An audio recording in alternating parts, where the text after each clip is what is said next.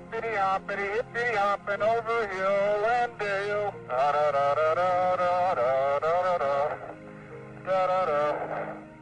That's one small step for man. Neil Armstrong has finally revealed what we thought all along. Why has nobody been to the moon in such a long time? Because we didn't go there, and we didn't. The words, "one small step for a man, one giant leap for humanity," are forever etched into history. Neil Armstrong, the first man to walk on the moon, left the world with this iconic yet cryptic message, symbolizing the United States' space triumph. Renowned podcaster Joe Rogan believes he has unraveled the deeper meaning behind Armstrong's statement. What has Joe Rogan discovered about the moon landing? What secrets does he claim to know? Join us as we delve into Joe Rogan's interpretation of the message Neil Armstrong left before his death. Early life. Neil Armstrong is no person that needs an introduction. He remarkably made history by becoming the first person to ever walk on the moon. Neil Armstrong was born on the 5th of August, 1930, less than 60 meters from the Wright brothers' workshop. The son of Viola Louise and Stephen Koenig Armstrong, he was of German-English, Scots-Irish, and Scottish descent. He had a younger sister, June, and a younger brother, Dean. His father was an auditor for the Ohio state government, and the family moved around repeatedly, living in 16 towns in just 14 years. Born to fly, his love for flying grew during this time, having started at the age of 2 when his father took him to the Cleveland air races. When he was 5 or 6, he experienced his first flight in Warren, Ohio, when he and his father took a ride in a Ford Tri-Motor, also known as the Tin Goose. At the age of 16, he earned his pilot's license even before he had his driver's license. In 1947, he attended Purdue University on a naval scholarship, studying aeronautical engineering. As part of his scholarship, the Navy trained him as a fighter pilot in Florida. His college studies were interrupted by the Korean War, where he flew 78 combat missions. His aircraft, the F-9 Panther jet, was one of the first jet fighters to launch from a carrier. After finishing college, Armstrong went to work for the National Advisory Committee for Aeronautics, which would later become the National Aeronautics Space Commission, NASA. In 1958, this mild-mannered kid from Ohio made his name as one of the most daring and skilled test pilots at NASA's Flight Research Center, which is now renamed after him. At the Edwards Air Force Base in California, during his 7 years as a test pilot, he flew 200 different aircraft that pushed the limits of speed and altitude, including the legendary X-15 high over the California desert. He reached a speed of more than 4,000 miles per hour, and he took the needle-nosed X-15 to the edge of space. Armstrong's steady hands as a test pilot were instrumental to the success of NASA's first Mercury astronauts, and soon he would become one of them. In 1962, he was chosen for NASA's astronaut training program in Houston. But it was at this point that his wife Janet lost their second child, 2-year-old daughter named Karen, to an inoperable brain tumor. To avoid letting the grief take over, Armstrong buried himself in his work, preparing for the Gemini program, which was NASA's next step toward reaching the moon. In 1966, he was chosen as the command pilot for the Gemini 8 mission, the first time that NASA astronauts would attempt to connect 2 spacecraft in orbit. This was a difficult and dangerous maneuver known as rendezvous and docking. Armstrong and his co-pilot, David Scott, successfully docked with an unmanned aerial target vehicle, but soon after their spacecraft began to spin uncontrollably due to a malfunctioning thruster. He eventually managed to stabilize the Gemini 8 by using the re-entry control system, but they had to abort the mission and make an emergency landing in the Pacific Ocean. It was a close call, but Armstrong's calmness and quick thinking came to their rescue.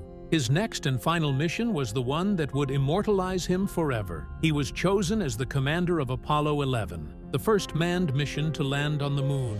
Man get to the moon? What struggles did they face on their sojourn to the moon? What could have gone wrong and what went wrong? Let's find out. The flight to the moon. The initial crew assignment of Commander Neil Armstrong, Command Module Pilot, CMP, Jim Lovell, and Lunar Module pilot, LMP, Buzz Aldrin on the backup crew for Apollo 9 was officially announced on November 20th, 1967. Lovell and Aldrin had previously flown together as the crew of Gemini 12.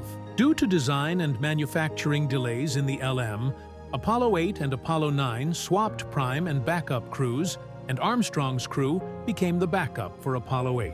Based on the normal crew rotation scheme, Armstrong was then expected to command Apollo 11. There would be one change. Michael Collins, the CMP on the Apollo 8 crew, began experiencing trouble with his legs. Doctors diagnosed the problem as a bony growth between his fifth and sixth vertebrae, requiring surgery. Lovell took his place on the Apollo 8 crew, and when Collins recovered, he joined Armstrong's crew as CMP. In the meantime, Fred Hayes filled in as backup LMP, and Aldrin as backup CMP for Apollo 8.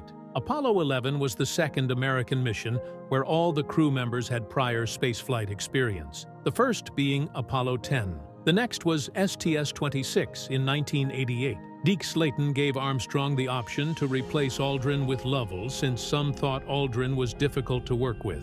Armstrong had no issues working with Aldrin but thought it over. For a day before declining, he thought Lovell deserved to command his mission. The Apollo 11 prime crew had none of the close, cheerful camaraderie characterized by that of Apollo 12. Instead, they forged an amiable working relationship. Armstrong in particular was notoriously aloof, but Collins, who considered himself a loner, confessed to rebuffing Aldrin's attempts to create a more personal relationship. Aldrin and Collins described the crew as amiable strangers. Armstrong did not agree with the assessment and said all the crews he was on worked very well together. On the 16th of July, 1969, the Saturn V rocket took off in Florida, and it was watched by millions of people on television. 4 days later, Armstrong and Aldrin, separated from the command module, entered Eagle and began the final preparations for lunar descent. At 1744, Eagle separated from Columbia. Collins, alone aboard Columbia, inspected Eagle as it pirouetted before him to ensure the craft was not damaged and that the landing gear was correctly deployed. Armstrong exclaimed that the Eagle had wings. As the descent began, Armstrong and Aldrin found themselves passing landmarks on the surface 2 or 3 seconds early and reported that they were long. They would land miles west of their target point. The Eagle was traveling too fast. The problem could have been mascons, concentrations of high mass in a region or regions of the Moon's crust that contains a gravitational anomaly, potentially altering the Eagle's trajectory. Flight director Gene Kranz speculated that it could have resulted from extra air pressure in the docking tunnel or a result of Eagle's pirouette maneuver.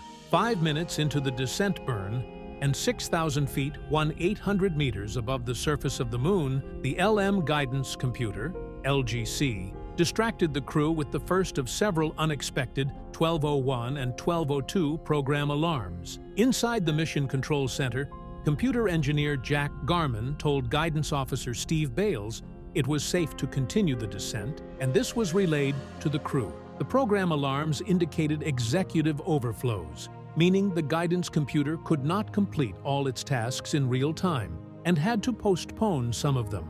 Margaret Hamilton, the director of Apollo Flight Computer Programming at the MIT Charles Stark Draper Laboratory, later recalled, when Armstrong again looked outside, he saw that the computer's landing target was in a boulder-strewn area just north and east of a 300-foot diameter, 91-meter crater, later determined to be West Crater, so he took semi-automatic control. Armstrong considered landing short of the boulder field so they could collect geological samples from it, but could not, since their horizontal velocity was too high. Throughout the descent, Aldrin called out navigation data to Armstrong, who was busy piloting Eagle, now 107 feet, 33 meters above the surface. Armstrong knew their propellant supply was dwindling and was determined to land at the first possible landing site. Armstrong found a clear patch of ground and maneuvered the spacecraft towards it. As he got closer, now 250 feet, 76 meters above the surface, he discovered his new landing site had a crater in it. He cleared the crater and found another patch of level ground. They were now 100 feet, 30 meters, from the surface, with only 90 seconds of propellant remaining. Lunar dust, kicked up by the LM's engine, began to impair his ability to determine the spacecraft's motion. Some large rocks jutted out of the dust cloud, and Armstrong focused on them during his descent so he could determine the spacecraft's speed. A light informed Aldrin that at least one of the 67-inch, 170-centimeter probes hanging from Eagle's footpads had touched the surface a few moments before the landing, and he said to contact light. Armstrong was supposed to immediately shut the engine down, as the engineers suspected the pressure caused by the engine's exhaust reflecting off the lunar surface could make it explode, but he forgot. 3 seconds later, Eagle landed, and Armstrong shut the engine down. Apollo 11 used slow-scan television, TV, incompatible with broadcast TV, so it was displayed on a special monitor, and a conventional TV camera viewed this monitor, thus a broadcast of a broadcast, significantly reducing the quality of the picture. The signal was received at Goldstone in the United States, but with better fidelity by Honeysuckle Creek Tracking Station near Canberra in Australia. Minutes later, the feed was switched to the more sensitive Parkes Radio Telescope in Australia. Despite some technical and weather difficulties, black and white images of the first lunar EVA were received and broadcast to at least 600 million people on Earth. Copies of this video in broadcast format were saved and are widely available, but recordings of the original slow-scan source transmission from the lunar surface were likely destroyed during routine magnetic tape reuse at NASA. A rousing, welcoming return, the celebration. During the splashdown, Columbia landed upside down, but was righted within 10 minutes by flotation bags activated by the astronauts. A diver from the Navy helicopter hovering above attached a sea anchor to prevent it from drifting. More divers attached flotation collars to stabilize the module and positioned rafts for astronaut extraction. On August 13th, the 3 astronauts rode in ticker tape parades in their honor in New York and Chicago, with an estimated 6 million attendees. On the same evening in Los Angeles, there was an official state dinner to celebrate the flight, attended by members of Congress, 44 governors, Chief Justice of the United States Warren E. Burger, and his predecessor, Earl Warren, and ambassadors from 83 nations at the Century Plaza Hotel. Nixon and Agnew honored each astronaut with a presentation of the Presidential Medal of Freedom. The 3 astronauts spoke before a joint session of Congress on September 16, 1969. They presented 2 U.S. flags, one to the House of Representatives and the other to the Senate, that they had carried with them to the surface of the moon. The flag of American Samoa on Apollo 11 is on display at the Gene P. Hayden Museum in Pago Pago, the capital of American Samoa. This celebration began a 38-day world tour that brought the astronauts to 22 countries and included visits with many world leaders. The crew toured from September 29th to November 5th. The world tour started in Mexico City and ended in Tokyo. Stows on the tour in order were Mexico City, Bogota, Buenos Aires, Rio de Janeiro, Las Palmas in the Canary Islands, Madrid, Paris, Amsterdam, Brussels, Oslo, Cologne, Berlin, London, Rome, Belgrade, Ankara, Kinshasa, Tehran, Mumbai, Dhaka, Bangkok, Darwin, Sydney, Guam, Seoul, Tokyo, and Honolulu. Joe Rogan's theory of the moon. Many have theorized that the moon travel was a hoax, and amongst them is popular podcaster Joe Rogan. According to Rogan, when the United States flag was planted on the moon, it started flapping. There is no wind in space, so why would the flag flap? There is a theory that the flag was attached to a wire and a fan, and that the entire thing was filmed on the Earth. The flag proves that the landing on the moon was a hoax planned by NASA to deceive the public and also apparently to win the space race against the Soviet Union. There was a space race at that point between the United States and the Soviet, and to establish supremacy, the United States conjured that hoax. Perhaps this is why Neil Armstrong resigned from his duties at NASA after that. In a crazy turn of events, a former employee of Rocketdyne, the company that built the Saturn V rocket's engine casing, claimed that he had insider information that the moon landing was fake, and the flag was one of the many clues that exposed the fraud. Joe Rogan is not the only conspiracy theorist believed that the moon landing was a hoax staged by the United States in order to win the space race. Questions have been raised about the images that came out after the moon travel. Why were there no stars in the sky? The moon is situated high up in space, so why is it that there were no stars in the images generated by NASA? In one of the pictures from the moon landing, you can see Armstrong clearly reflected in Aldrin's visor. Some skeptics have pointed out that Armstrong does not appear to be holding a camera, so someone else must be taking the picture. Who else went on the trip with them? According to NASA, only Neil Armstrong and Aldrin went on the trip, but this does raise suspicions and questions the credibility of NASA and the United States government. In images from the moon landing, it is possible to see certain objects even though they are in shadow. Skeptics argue that if the sun were the only source of light, this wouldn't be the case. Therefore, the fact that you can see some objects in shadow must be the result of special Hollywood lighting. One of the most famous photos shows a stray moon rock that appears to have the letter C written or stamped on it. This gives off the impression that most of the larger moon rocks seen in pictures from the moon landing are simply props. A set designer could have labeled this stray moon rock with a letter and accidentally left it turned over for the camera to see. Scientists and representatives from NASA claim the C is just a photographic glitch, a stray hair that found its way into the developing process, or a hoax in itself. There's a possibility someone took the original untouched photo and added the C in afterward. But all of these just adds to the questions already raised on NASA's credibility. Some skeptics also raise questions on the lengths of the shadows in the pictures. Some people point out that some of the shadows given off by the astronauts are different in length, even though they might be standing close to each other. This might suggest that a faulty lighting system was set up on a stage somewhere, and NASA failed to notice any inconsistencies. Some skeptics have also pointed out the possibility that in order to create the effect of weak gravity on the moon, the astronauts were carried by thin wires and filmed jumping around. NASA then slowed down the film, according to the conspiracy theorists, in order to make it look like they were floating through the air. Doubters have gone far enough to construct their own wiring systems, film themselves, and slow down the footage to compare it to NASA's video. Joe Rogan is not the first person to doubt the moon landing hoax, and perhaps it was the many doubters before Joe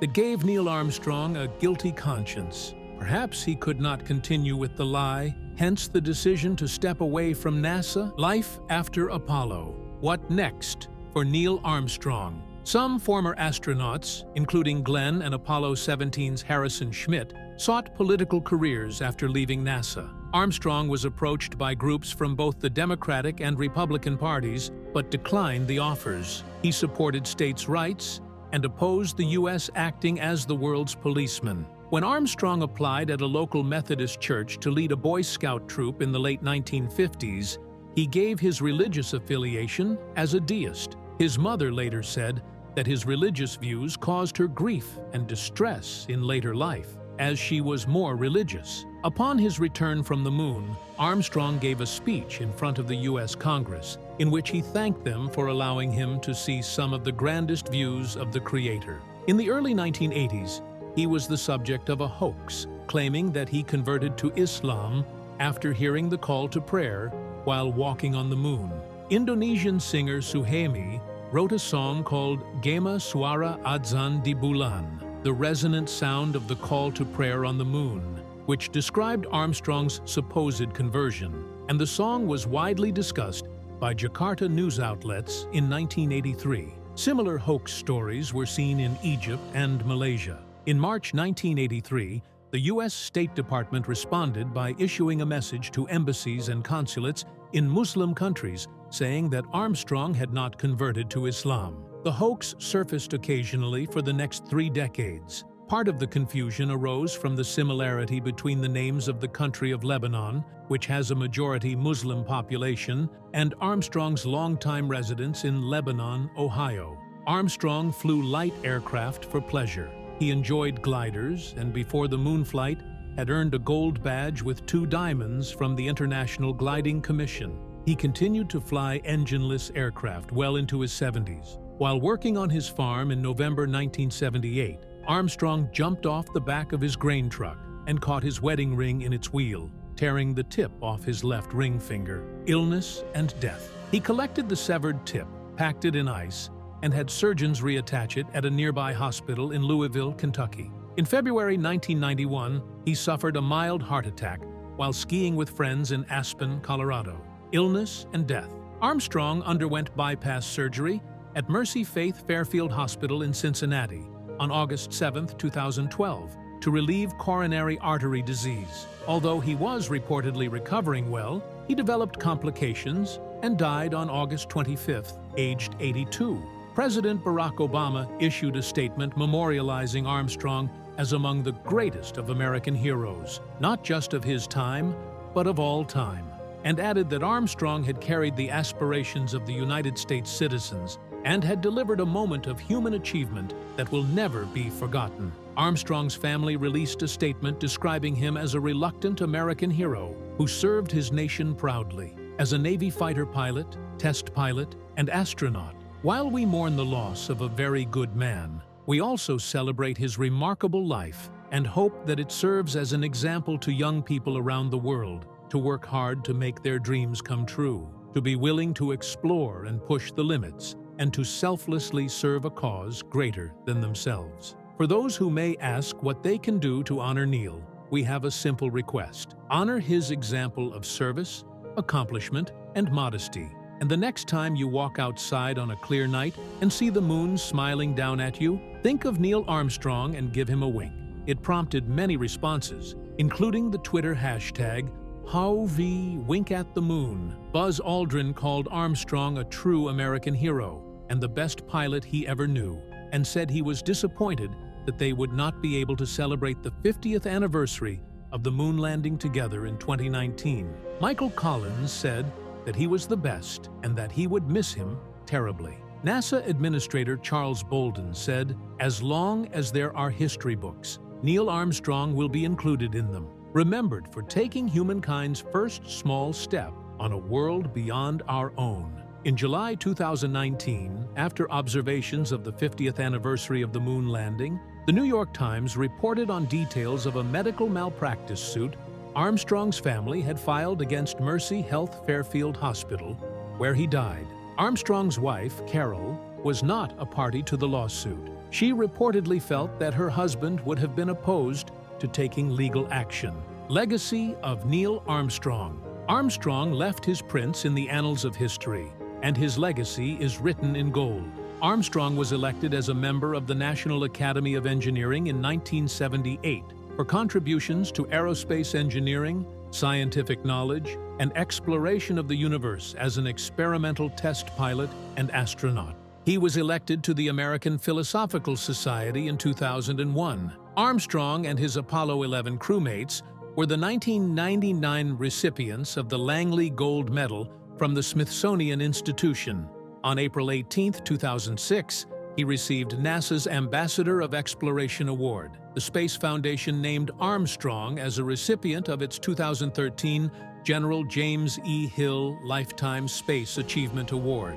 Armstrong was also inducted into the Aerospace Walk of Honor, the International Space Hall of Fame, the National Aviation Hall of Fame, and the United States Astronaut Hall of Fame. He was awarded his Naval Astronaut Badge in a ceremony on board the aircraft carrier USS Dwight D. Eisenhower on March 10, 2010, in a ceremony attended by Lovell and Cernan. The lunar crater Armstrong, 31 miles, 50 kilometers, from the Apollo 11 landing site, and asteroid 6469 Armstrong are named in his honor. There are more than a dozen elementary, middle, and high schools named for Armstrong in the United States, and many places around the world have streets, buildings, schools, and other places named for him and Apollo. The Armstrong Air and Space Museum in Armstrong's hometown of Wapakoneta and the Neil Armstrong Airport in New Knoxville, Ohio, are named after him. The mineral armstrongite is named after him, and the mineral armalcolite is named, in part, after him. In October 2004, Purdue University named its new engineering building Neil Armstrong Hall of Engineering.